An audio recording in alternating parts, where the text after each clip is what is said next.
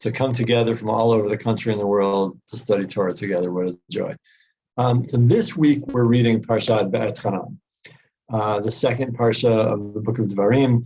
Vaetchanan, the fascinating parsha that, if I'm not mistaken, has more separate verses that appear in the liturgy than any other parsha. Certainly the Shema very famously, but also V'zot Torah, Asher Sam Moshe, several other passages as well. It's got a lot of quotables and a really fascinating parsha. I would like to invite us to spend our time together jumping into one of the most essential pieces of our parsha in the Ten Commandments, specifically the Law of Shabbat, and understand, perhaps with a little more depth, what it is that the Torah envisions in the mitzvah of Shabbat, especially as articulated in today's parsha. So you all have a copy of the link to the source sheet, rather. It should be viewable by everybody. If you want to pull it up on another screen or expand it, blow it up, do whatever you want. I'm going to share a screen and we'll work through it that way. And if the format as it appears on the share screen doesn't work for you, you can just escape the shared screen, open up the document, and look at it larger if that works for you. Okay, let me just make sure it's set up. Great. Share screen. Host disabled participant share screening. You want to make me a co-host so I can screen share? Sure, absolutely.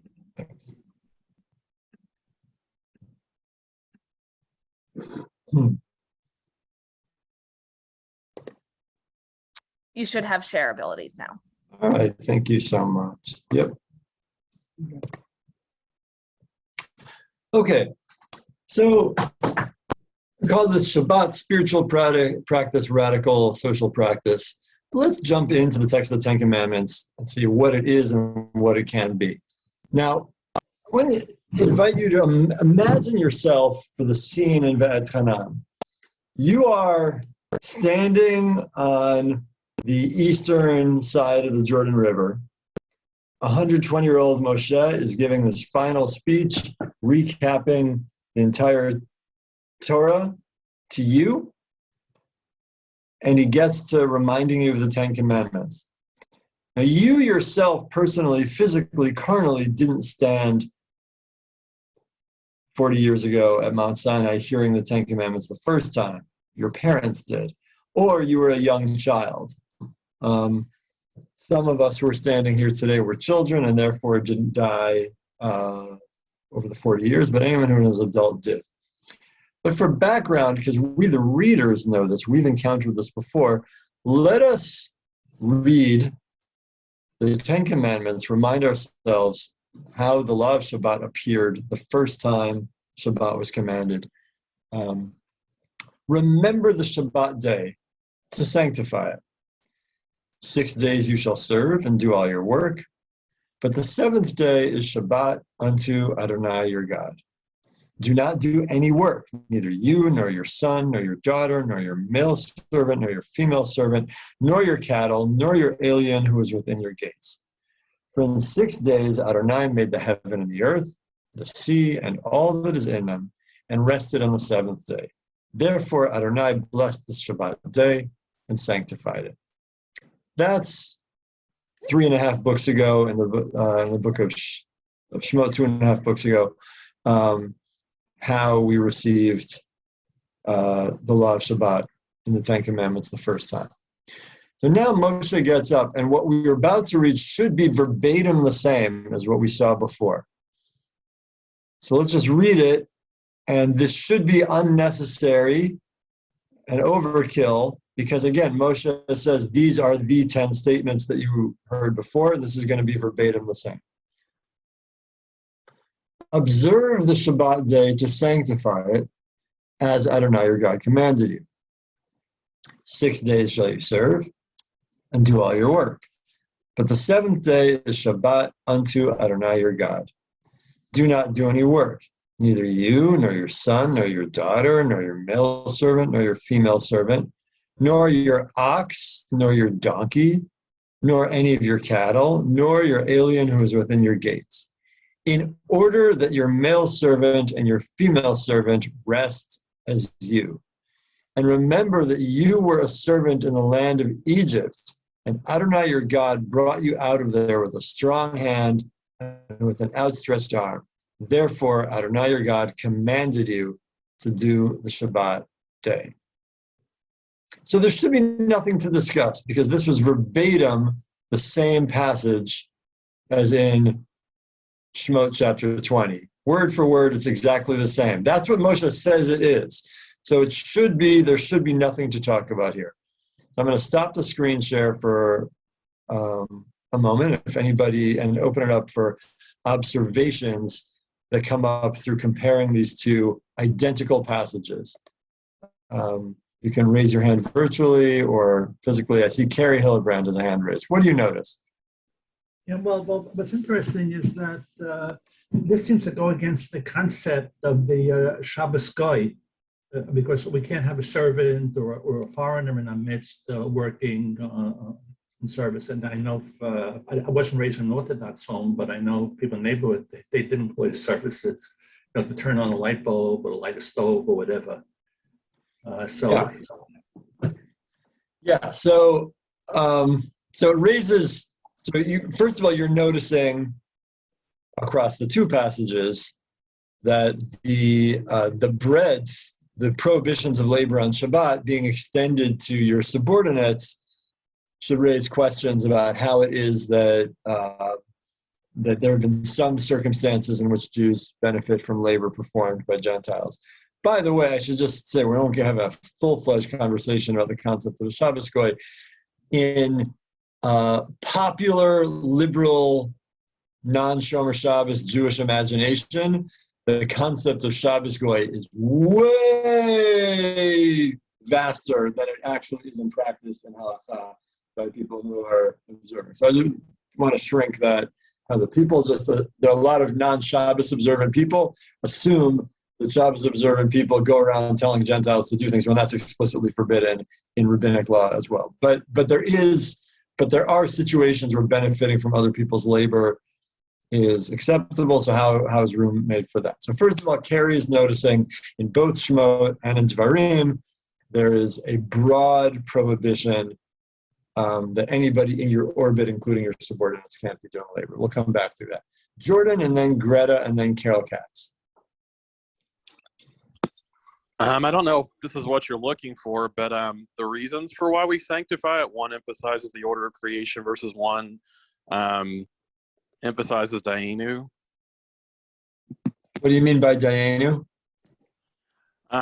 So it's, as opposed to commemorating it because God rested on the Sabbath, this is telling us to rest because we were slaves in remembrance of that and our deliverance from it. Yeah, thank you, Jordan. Massive, massive difference. The whole purpose of the mitzvah is different. That's a major, major difference between the two passages. And it raises enormous questions. What exactly is Moshe doing? Is Moshe, if such a thing can even be said, is Moshe like amending or reforming the law?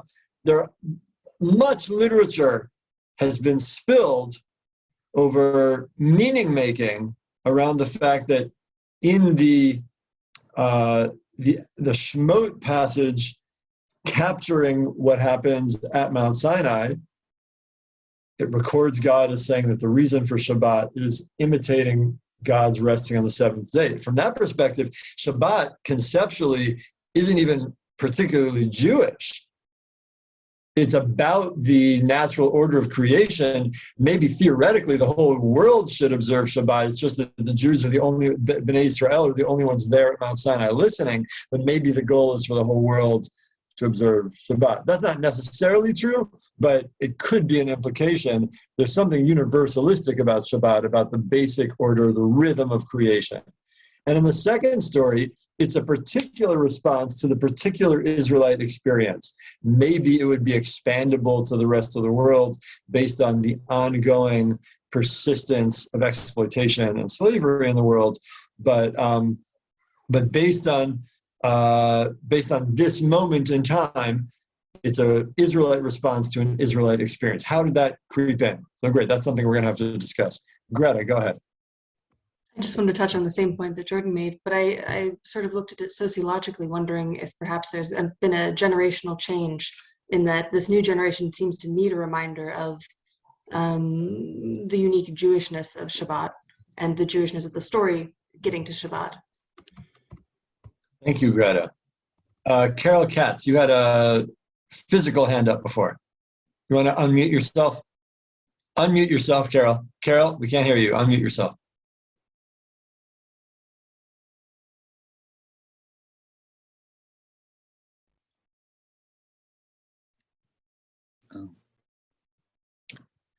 All right, Carol, while you figure that out, I'm going to call on Diana. Go ahead. Good morning from where I am. There are a lot of differences. Folks here talked about the experience of Yetziat Mitzrayim, coming out of Egypt, and they expound on that at the end. But something I think is very interesting is it's sort of more a literary device, where in the beginning they say, remember the Sabbath day to sanctify it, Zachor et Yom HaShabbat l'kadsho, so that's the remember part. And then in Devarim they say, Shamor et Yom HaShabbat l'kadsho, ka'asher tzivcha Adonai Elohecha. And so now Moses is sort of saying, like, you know, bro, like, I'm not telling you this. This is coming from God. We're at the Sinai experience. This is the retelling, but there they had, you know, the thunder and the lightning and the clouds and the Arafel and all of this, you know, it's sort of like stuff that the movies are made of. And here it's the retelling, and he's saying, these aren't my rules. This is coming from Adonai Elohecha, your God. Thanks, Diana. And, you know, there's something on the one hand, you know, we can understand why Moshe wants to really emphasize that, especially as he's about to die and wants to make sure that these laws are maintained into the future beyond his personality. But also, once we incorporate what Jordan drew our attention to and what you supplementary joined our attention to, that these texts are not the same, it makes us wonder, is Moshe actually trying to sneak in some emendation or something of such a thing can be said and be like, and God told you this, and hopefully you won't notice, you won't remember. What do we make of holding on to both? The Torah, as it comes to us, holds both of these. It is both Zachor v'Shamor, remember and observe, and the reason for observing Shabbat is both in order to imitate God's rhythm of the natural creation, and also in response to our experience of exploitation and enslavement, that those who are subordinate to us also rest. Scott, go ahead. Good morning, everybody. I'm in the northern suburbs of Chicago, so we're neighbors. One of the things that comes out to me is the timing of it. And I wrote that in a little chat thing, that remember when it was first discussed in Exodus, we had just left Egypt. Now it is a generation later, or 39 years later after it, it's just reminding them, you know, remember it now, to observe it. It's a whole different group of people he's saying it to, that it's part of, you know, what happened before. And it's a memory for, don't forget, it's a second generation. Some of those people may not have been there when they left Egypt, to remember that this is what Hashem has done for us. And we're doing this because of all the things that Hashem has done for us, and hopefully will do for us in the future. So again, it's a different audience that he's talking to now than he wasn't talking to back in Exodus. Thank you, Scott. Carol, Carol Katz, did you figure out how to use how to unmute? You didn't? Okay. Feel free to type your comment in the chat, and we'll be able to, and I'll read it out loud. Noreen, maybe last comment in this section, and then we'll move forward. I just wanted to note that it said, in order that your male servant and your female servant rest as you. It doesn't say that in the Exodus version. So what this is by resting like you're achieving an inequality, and you're collapsing any social hierarchy. And Shabbat becomes about equality and social welfare. Thank you, Noreen. That's a great segue. I want you to notice that in our passage, so here are the differences. We heard about remember and versus observe. I highlighted, bolded that so you could see the contrast. That's fascinating. The Midrash, the early Midrash in the Mechilta, makes the declarative statement against everything that I was playfully suggesting, like could there be emendation? The Mechilta, the rabbis in the Mechilta say that both of these statements were uttered at once. It's impossible in a human physical text to have two texts that are legible simultaneously, but divine speech has the capacity to contain multitudes, and that God said, Zachor and Shamor, remember and observe simultaneously. What the human mouth cannot produce, the human ear could perceive from the divine mouth, as it were. And I think that, by the way, is the origin of the first stanza of the 16th century Lachadodi poem, Shamor v'Zachor b'dibur echad. Observe and remember were said in one statement. So it's not that Moshe changed anything, it's that both of these were said simultaneously, and it's recorded one way in one version and one way in the other so that we can perceive both. But they were both always part of the experience. The Midrash doesn't say this explicitly. I take it to mean, I don't think I'm alone in this, that that's not just those words, remember and observe, but all of the differences. Remember ... and observe ... the other differences between these two passages. Shabbat is always about both creation and about rejection of slavery. Now, Noreen did notice that in addition to the very end of each passage, which gives the explanation, here it is here, there's another addition in the Devarim version. The Shemot version just gives the law. Do not do any work, neither you, nor your son, nor your daughter, nor your male servant, nor your female servant, nor your cattle, nor your alien who's in your gates. Devarim gives that same law, adding a little bit more detail, adding, not just cattle in general, but your ox or your donkey, giving a little more character, but then giving a preview of the reasoning right here, in order that your male servant and your female servant rest as you. I want to just highlight what Noreen said and just make this clear what the implications of this are. God, throughout the book of Devarim, via the prophet Moshe, is speaking to people who are on the cusp of being landowners. God is speaking to them as owning class people who have a system in place to preserve home security and land security for everybody. Everybody's getting an equitable distribution of land. There's the cycles of sabbatical and jubilee to make sure that nobody hoards land. If inequalities creep in, they will be erased. The economic clock will fix those inequities. And in the meantime, if somebody's temporarily poor, there's a robust welfare state apparatus to make sure that temporary poorness never becomes poverty. The agricultural laws, the peah, the leket, the shichacha, leaving a corner of the field untilled, and which means that you can't have fences because you would be trespassing on your so-called owned property if you till the corner of your land, whereas anybody else who's there has a right to it, which means you can't have a fence restricting them, and many other laws like that. So with all that in place, the main theme of the book of Devarim is tremendous anxiety that people who are now owning class landed people are going to forget their origins and are going to think that, in the language of the book of Devarim, my strength, the might of my hands, produced this wealth. Prosperity gospel. One of the major themes of the book of Devarim is expecting the prosperity gospel to come up as a social belief system and to undermine it as heretical. We see this here in the framing of the law of Shabbat. in order that your male servant and your female servant rest as you. I want to really emphasize that and play that out. What this means is that for owning class people, observing Shabbat is not an intrinsic requirement.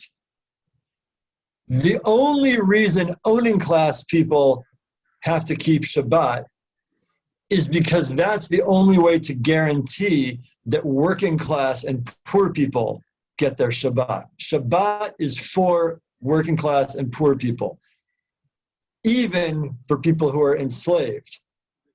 In biblical Hebrew, there's no difference between words for non-slavery service and slavery. The word avad is the same word, so that's why I translated it as serve throughout here, so that we understand that it's one word in Hebrew. But the context of avdecha ve'amatcha, your male servant, your female servant, is chattel slaves.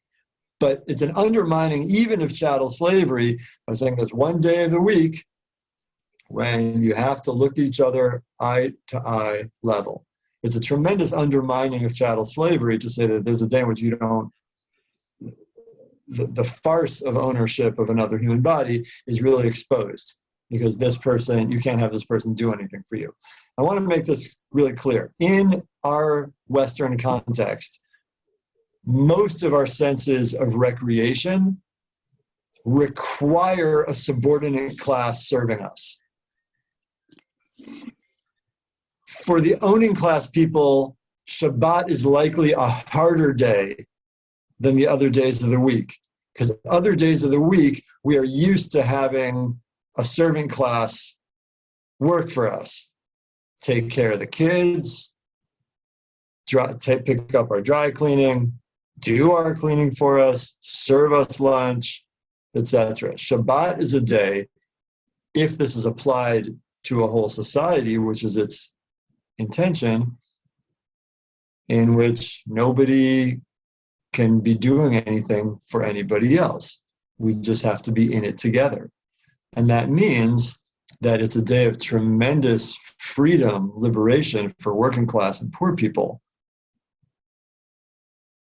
A day of stopping, a day of undermining the sense of always knowing that you're accountable to all these other passersby, owning class people. And if you're owning class, it means you've got to figure out how to take care of yourself, find leisure through not doing any of the things that are leisure for you. I'll share a little anecdote. I lived in Israel for 14 years.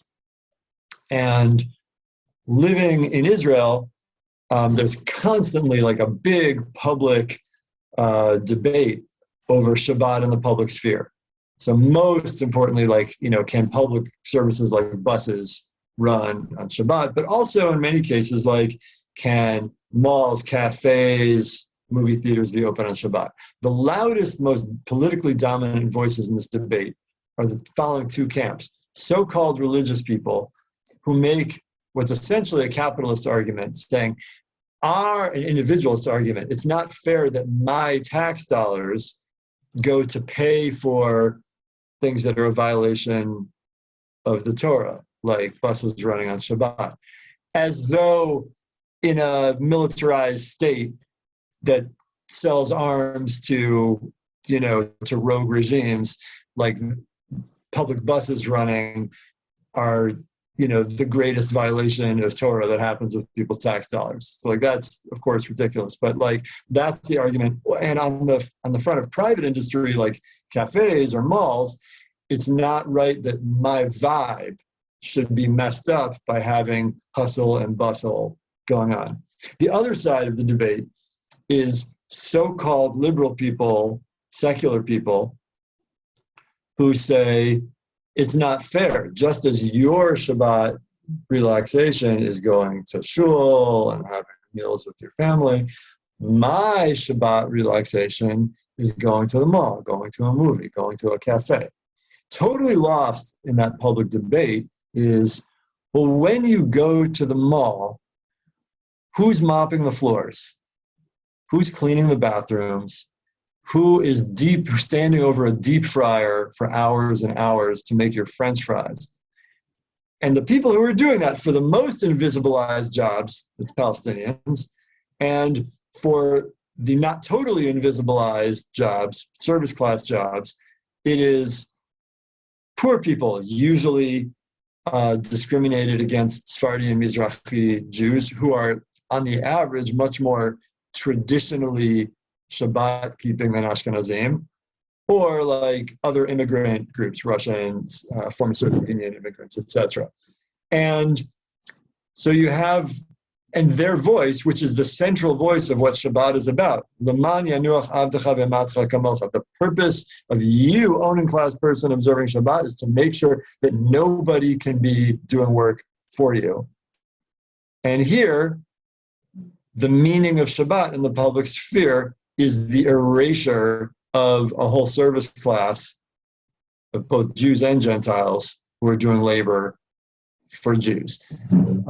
We live in the United States. My friend Avi Gerlich made this point in a lecture last year. We live in a kind of absurd reality right now where being Shomer Shabbos is actually a luxury of bourgeois class life.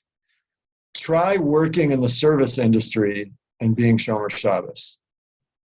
Working in hospitality, working in food service, working in home cleaning, childcare, in sanitation, and try working in any of those fields and getting Shabbos off. It's basically impossible. And so what we have right now, we have the Torah this week is seriously challenging us to think about what does it mean if Torah is being violated on that degree. The Torah says the reason for Shabbat is in order that your subordinates rest the same way as owning class people, and that's impossible in the economy we live in. That opens up a lot of questions about what we are required to do to make Torah manifest in our world. What does it mean to, what would it mean as a Jewish community to ensure that the message of this week's Parsha is that poor and working class Jews be able to keep Shabbos? What would we need from the economy as a whole in order to enable poor and working class Jews to observe Shabbat? I want to go back to, while we think about that as usual, I mean, the Torah is a socio-political document. It's impossible to ignore the economic and political implications of this. I want to go back and see a couple of examples of how that plays out in later biblical texts. Okay, so I'm going to screen share again. So Shabbat in the spiritual commercial economy. To give it just a picture of what this can look like in biblical government regulation. So the context here, we're going to look at the last chapter of the book of Nehemiah. So Ezra and Nehemiah are these two books in the Ketuvim, the writing section of the Tanakh, the last section of the Tanakh, that take place in life with the return to exiles. Babylonians destroy the first temple in 586 BCE. Jews go into exile. And then 50 or 60 years later, Cyrus the Great, the Persian Empire, conquers the area and allows the Jews to come back. Cyrus has a much more permissive, cosmopolitan vision for being a superpower, encourages the Jews to come back. They build a much more modest second temple and reconstitute life in the land of Israel.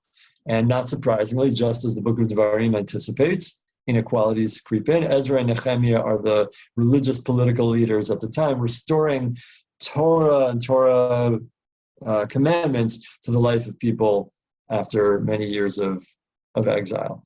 So we're going to read in chapter 13. Nehemiah says the following.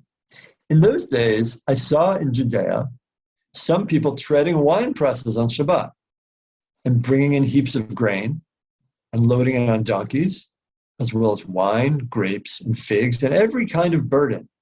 And they brought it into Jerusalem on the Shabbat day.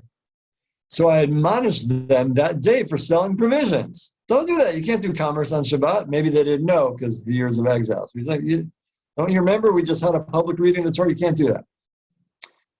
And the Tyrians who lived there were bringing fish and all sorts of wares and selling on Shabbat to the Judeans and in Jerusalem. So I castigated the nobles of Judea, saying to them, what's this bad thing that you are doing, profaning the Shabbat day? Didn't your ancestors do this, and our God brought all this badness upon us and upon the city? Yet you are adding wrath upon Israel by profaning the Shabbat. And it happened that when shadows covered the gates of Jerusalem before Shabbat, I gave word that the doors should be shut. So what happened in their economy, the place where commerce happened was right at the gates. That's where people were gathering. Whoever is unmuted, ask you to mute yourself. Commerce happened at the gates. And so he now shuts the gates, shuts down the marketplace. I gave word the doors should be shut, and I gave word they should not be opened until after Shabbat. And some of my youths I stationed over the gates, security force, so that no burdens be brought in on the Shabbat day. So the merchants and vendors of every product lodged outside of Jerusalem once or twice. So I admonished them, saying, why are you lodging along the wall? If you do it again, I will lay hands on you. From that time forth, they did not come on Shabbat. I'll stop the share and invite some reactions. What do you make of this text of Nehemiah? What do you make of his religious, political response as governor to seeing commerce happening on Shabbat? Richard says it's complicated. If you have other comments, you can put them in the chat or raise your hand. Give a second for people to think.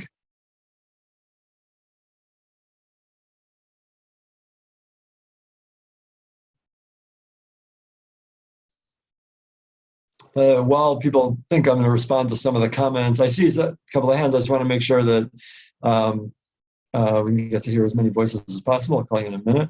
I want to respond to a couple of the comments in the chat. Cleo said, so we're turning Shabbat into a political thing. I do not agree with it. The war of the classes. Actually, we are not learning Torah, but left-wing politics. Well, so I would just invite you, Cleo, to how are you reading? What's your interpretation of the purpose of Shabbat being Laman Yanuach Avdecha V'Yamatcha Kamocha? What do you think it means? I'm giving what I think is a reading of what the Torah means, what the author, what Moshe and God mean by that passage. I might be wrong. How do you interpret it? Well, what does the text say? We have to be grounded by what the text says. The text says, speaking to owning class people, the reason to observe Shabbat is so that working class people and their servants, including even slaves, not work. If you have a different read, I invite you to share. Wendy says, can it just be that our understanding of Torah evolves according to our own human experience? It does not have to be political. Those are really two separate comments. Of course, the understanding of Torah evolves according to our human experience, which is why we're here, which is a wonderful miracle.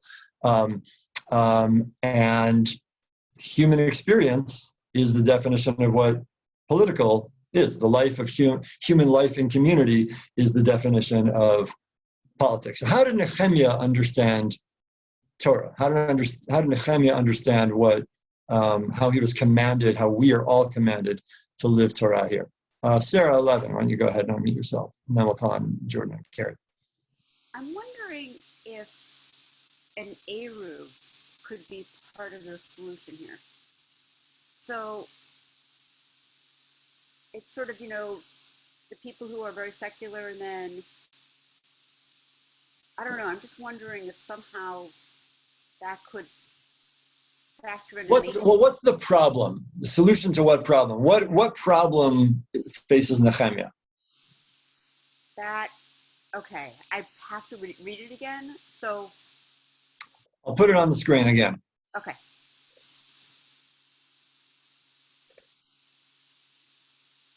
In those days, I saw some people treading wine presses on Shabbat, bringing in heaps of grain, loading it on donkeys, as well as wine, grapes, and figs, and every kind of burden. And I brought it into Jerusalem, and they brought it into Jerusalem on Shabbat day. So I admonished them that day for selling provisions. And then the Tyrians who lived there were bringing fish and all sorts of wares and selling on Shabbat to the Judeans in Jerusalem. So Jews are also buying from Gentiles on Shabbat. So I castigated the nobles of Judea, saying to them, what's this bad thing you're doing, profaning the Shabbat day? Your ancestors did this, and God punished them terribly for it. You're adding wrath upon Israel by profaning Shabbat. So he shuts the gates. So, yeah, shuts the gates, makes me think of you, but this seems like too easy of an answer, but just don't do it on Shabbat. Right, so that's what he's saying, but they're doing it on Shabbat. The market tends toward 24/7, and the Torah is vitiating against that. Could they deliver outside the Eruv? So the Jews that are following, who are Shomer Shabbos,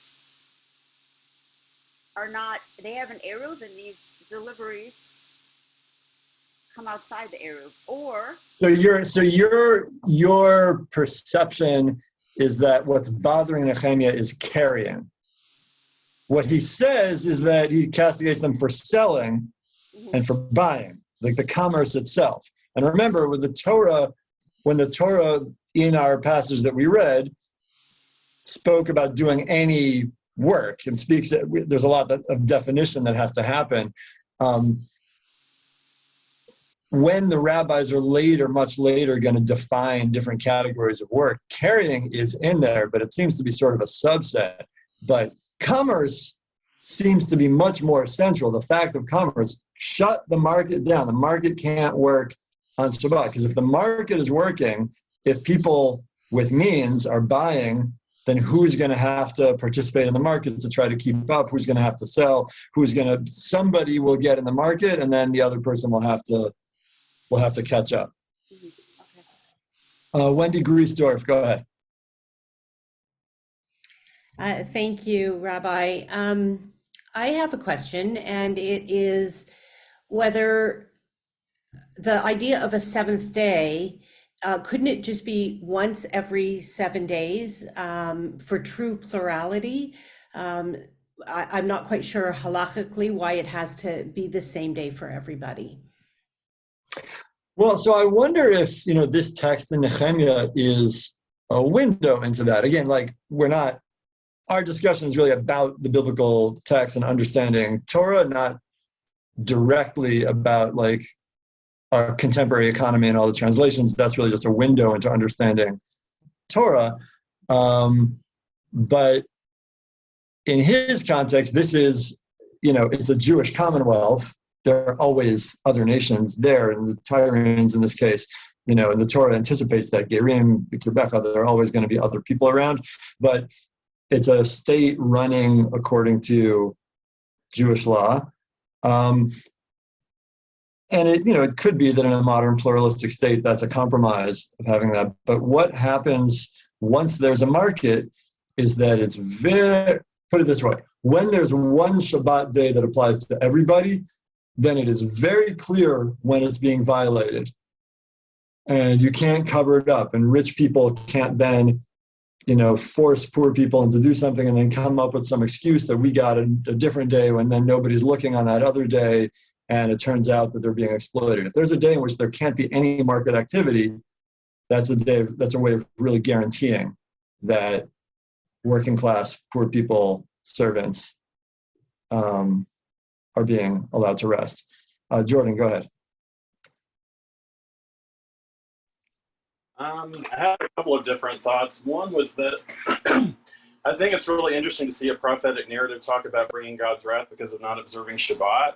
Usually it talks about oppression or idol worship or things like that. And so I think to bridge the two, there is a social justice commentary in there, because God frequently says, I'm going to take you down if you don't remember the orphan and the widow and the poor person. And beyond that, I don't understand, maybe it's a traditional Judaism thing, but the text isn't apolitical. I'm not necessarily saying I agree that you can read capitalism and socialism into the historical context, but the text is very political. It has stuff about legislation in it. So why do we say that there's no politics in it?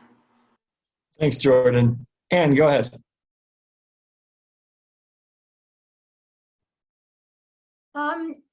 Clearly in the text, giving slaves the day off, so to speak, is a charitable kind thing to do. But I think the fallacy in your bringing this up to the present day is that many people who work on an hourly basis really want or need to work extra hours. This just happened in my own experience where a caretaker I employ for someone said, I want more hours. I need more income. So it is not necessarily in the interests of the working class to restrict their ability to work. Yeah, and it's certainly legitimate for you to disagree with the Torah on this. That's certainly your prerogative. Well, wait a minute. We're talking about thousands of years ago and slaves. Different story. Oh, I'm saying it doesn't work in the contemporary world. I think part of why we read the Torah today is because we think the Torah is given today as an eternally contemporary document. We have to. I think part of the quest, part of what you are drawing attention to very astutely, and I really appreciate you brought this up, Anne, is that no piece of economic legislation ever exists in a vacuum.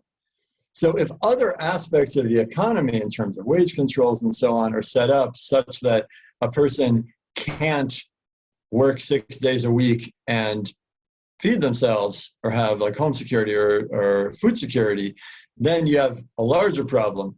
The Torah's other economic legislations, largely throughout the book of Devarim, though not exclusively, would make that not the case, but that there's something integral, according to Torah, which might be wrong, but according to Torah, there's something integral of every person having a day in which nobody controls them. That's integral to what it means to have a free life. And that is a response to our experience in Egypt. Our main story, our main takeaway, the Torah only 4 times tells us to do something in order to remember that we were slaves in Egypt. All the time it says, remember that you were gerim, that we were immigrants in Egypt. 36 times, 46 times. Only 4 times does it tell us, remember that you were a slave in Egypt. Shabbat is one of them. But one of the key responses to our main story of Zecher L'Yetziat Mitzrayim is that anybody subordinate to you has the same cessation of labor as you do and that I do. And I think, this Nehemiah passage is very challenging for liberal people in our context. It screams of, any kind of state imposition on what we have come to think of as a ritual observance, like throwing rocks at cars driving on Shabbat. Like it seems like he's threatening violence against people who choose to spend Shabbat as they're choosing to spend Shabbat. What I think this text challenges us, and what I think the Devarim really forces us to examine in a very difficult way, is to say, well, actually, the purpose of Shabbat, which is it's the most severe capital level mitzvah in the Torah, is to make sure that everybody has a stop, that everybody is able to rest. The subordinate people are not subordinate existentially. And what Nehemiah forces us to think about is that Shabbat is not fundamentally ritual law. Shabbat is economic law fundamentally. It has other elements to it because we artistically adorn our celebration of an equitable taste of the world to come, me'ein olam haba in the rabbinic idiom. But fundamentally, what he's doing, it's the equivalent of a labor raid when there are labor violations going on. Somebody is employing undocumented people or is, did wage theft or stole their passport or something like that. And Nehemiah is the governor going in and enforcing the restrictions. That, through the window of Sefer Devarim, is what Shabbat is about. And that is a very, very challenging commandment for us to take into life in the West. We're 3 minutes over time at that point, so I want to leave you with that and wish everybody a Shabbat Shalom, a Shabbat of reflection, and a Shabbat of making manifest Hashem's vision for a world of more equality and equity. Shabbat Shalom.